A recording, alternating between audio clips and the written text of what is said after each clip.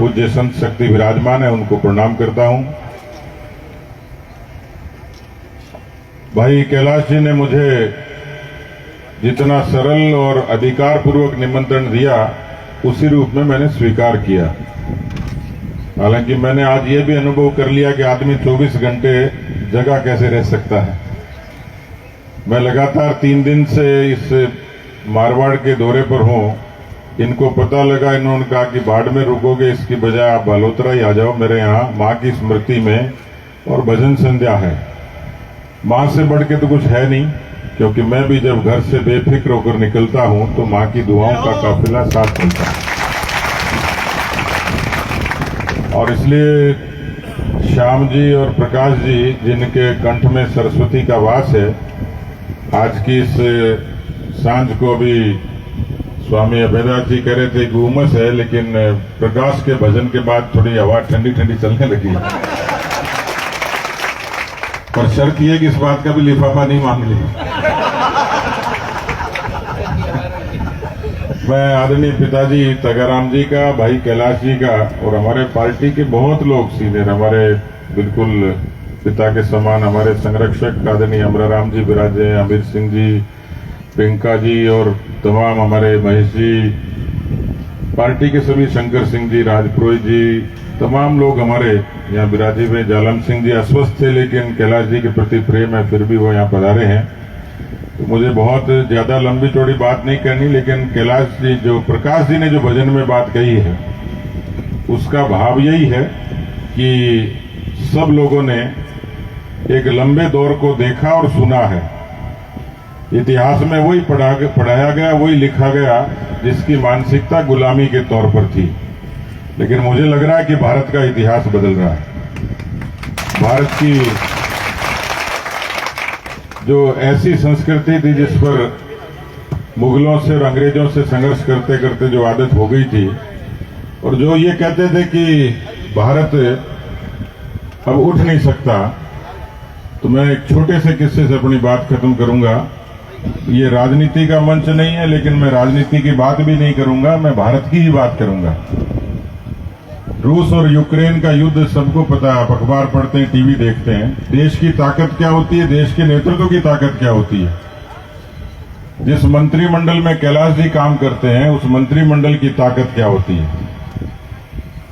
उस रूस और यूक्रेन की युद्ध की बमबारी और गोलीबारी के बीच में भारत के 25,000 लोग फंसे हुए थे। मेरे क्षेत्र के भी मेडिकल के विद्यार्थी थे जो वहां डॉक्टर बनने के लिए गए थे। उनके माँ बाप मुझे फोन करते थे कि हमारे बच्चों को लेके आओ। मेरी क्षमता तो नहीं थी कि मैं उनको यूक्रेन से ले आता, लेकिन भारत के प्रधानमंत्री ने वायुसेना के हवाई जहाज भेजे, वहां अपने मंत्रिमंडल के मंत्री उन पड़ोसी देशों में भेजे। लेकिन यूक्रेन से तो उन पड़ोसी देशों तक खुद को ही चल के आना था। रोमानिया, हंगरी और पोलैंड की सीमाओं तक भारत के उन लोगों को आना था। भारत के इतिहास में इतनी बड़ी संख्या में किसी देश से इस तरीके से लोग नहीं आए। जब 25,000 लोग हिंदुस्तान की धरती पर वापस आ गए, तो मैंने अपने क्षेत्र के एक मेडिकल के स्टूडेंट को पूछा, उससे मिलने के लिए गया, कि जब इतनी सारी तकलीफ थी तो तुम आए कैसे। उसने जो बात कही, उससे गर्व से रोंगटे खड़े हो गए। उसने कहा, भाई साहब, एक तरफ मौत दिखती थी, बमबारी होती थी, बंकर में छुपे हुए थे, लेकिन देश के प्रधानमंत्री की जब ये अपील आई कि तुम लोगों के लिए वायुसेना के हवाई जहाज आ गए, मंत्री तुम्हारा इंतजार कर रहे हैं, तो हमने एक तरकीब लड़ाई, एक सफेद कपड़ा लिया, उसको तिरंगे के रंग से रंगा और उसको लेकर यूक्रेन की सड़कों पर जब निकले तो एक चमत्कार देखा कि रूस की गोलीबारी बंद हो गई, यूक्रेन की बमबारी बंद हो गई। ये तिरंगे की ताकत है, ये भारत की ताकत है, ये देश के नेतृत्व की ताकत है। इसलिए इस देश पर जिन लोगों ने में कभी राज किया हुआ, सरकारें आई और चली गई होंगी, लेकिन यहां बहुत बड़ी संख्या में माताएं बहनें बैठी हैं। यदि काम नहीं होता, कलम और जुबान में ताकत नहीं होती, तो 10 करोड़ शौचालय बनकर गांव की माताओं बहनों की इज्जत की, मान सम्मान की रक्षा नहीं होती।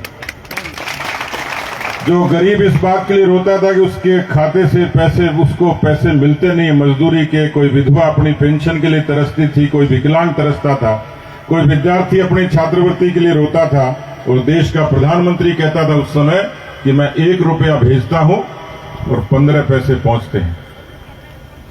ये बात सुनी होगी आप लोगों ने। मैं 1 रुपया भेजता हूं, 15 पैसे पहुंचते हैं। आज कोई भी दिव्यांग, कोई भी विधवा मां और कोई भी विद्यार्थी, उसके हक का पूरा पैसा उसके खाते में जमा होता है। 1 नहीं, 45 करोड़ खाते। ऐसे 3 करोड़ लोग हैं जिनके सर पे छत नहीं थी। ऐसे लोग नहीं थे जिनके जीवन का बीमा नहीं था। आपने अभी इतने भजन सुने, और आप जब उठते हो तो राम राम से लेकर सोने तक राम राम ही करते हो। राम को तो मानते ही हो सब, और ये भी पता है कि राम जी कितने संकट में थे। राम जी जिस धरती पर पैदा हुए वहां राम जी खुद त्रिपाल में विराजमान थे। 500 सालों का संघर्ष था, लाखों लोगों का बलिदान था। सरकारें आई और चली गई, लेकिन भगवान राम की महिमा का मंडन तो माई के लाल नरेंद्र मोदी ने अपने हाथ से ही किया।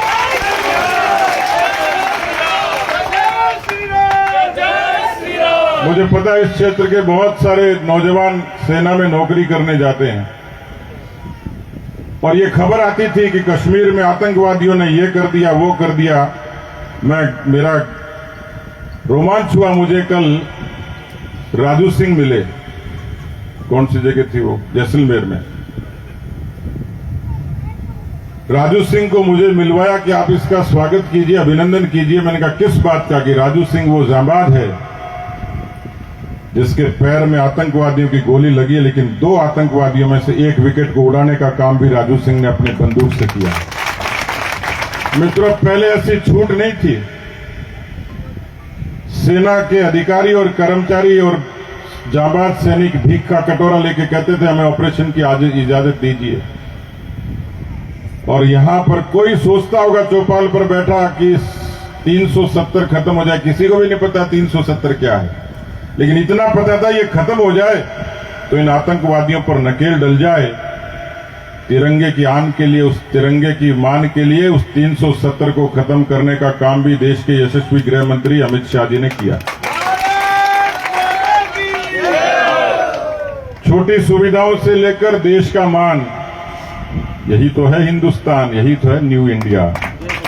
और इसलिए मैं कैलाश जी को धन्यवाद दूंगा कि इतने सारे लोगों से संगत करने का अवसर मिला, इतने संत महात्माओं से मुझे आशीर्वाद लेने का अवसर मिला। हम सब राजनीति के लोग, लेकिन समाज के हिस्से हैं।